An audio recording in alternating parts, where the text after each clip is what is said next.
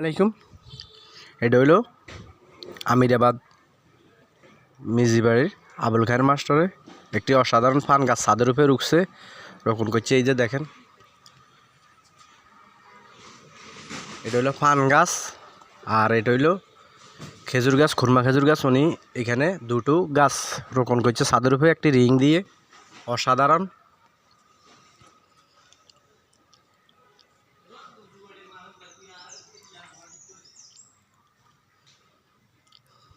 কত বড় একটি পান গাছ দেখেন, উনি এখানে ছাদের উপর।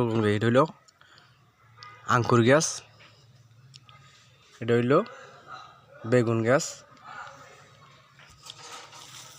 কি সুন্দর সুন্দর উনি আদামনি।